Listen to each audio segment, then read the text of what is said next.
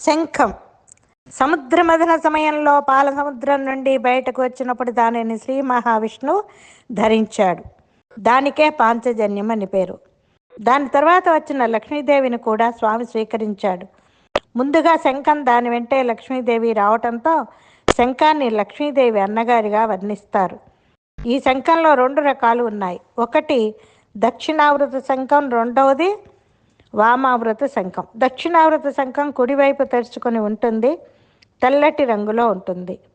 కొన్నిటిపై coffee రంగు గీతలు కూడా ఉంటాయి. దీనినే లక్ష్మీ శంఖం అని కూడా అంటారు.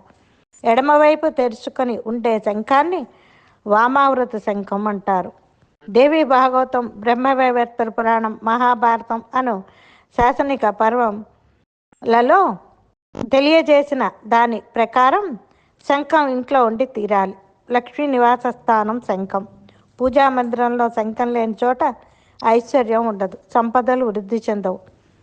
రోజు శంఖాన్ని కడిగి శంఖంపై ఒక పువ్వు పెట్టే వారి పట్ల లక్ష్మీదేవి ఎప్పుడూ ప్రీతి పాత్రురాలై ఉంటుంది. శంఖం, వెండి శివలింగం, పుస్తకం వీటిని కటిక నేలపై పెట్టరాదు. శంఖాన్ని కానీ, వెండి కానీ, శివలింగం కానీ, పుస్తకం కానీ తప్పనిసరిగా ఒక ఆకులోనో పళ్ళెంలోనో ఉంచాలి.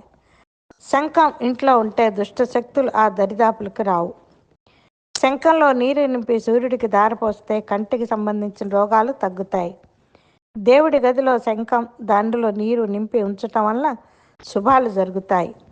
రాత్రిపూట శంఖాన్ని నీళ్లతో నింపి ఆ నీటిని ఉదయాన్నే చర్మంపై రాచుకుంటే చర్మ సంబంధిత వ్యాధులు దూరమవుతాయి. ఇంట్లో దీనిని ఉంచుకోవటం వల్ల వాస్తు దోషాలు అన్నీ తొలగి ఆయువృద్ధి, లక్ష్మీప్రాప్తి, పుత్రప్రాప్తి, శాంతి, వంశవృద్ధి కలుగుతాయి. శంఖాన్ని మాత్రం ఎప్పుడూ బోర్లించి ఉంచకూడదు. ఏ ఇంట్లో శంఖాన్ని దేవుడి గదిలో ఉంచి పూజిస్తారో ఆ ఇల్లు ధనధాన్యాలతో తులతూగుతుంది. సర్వేజన సుఖినో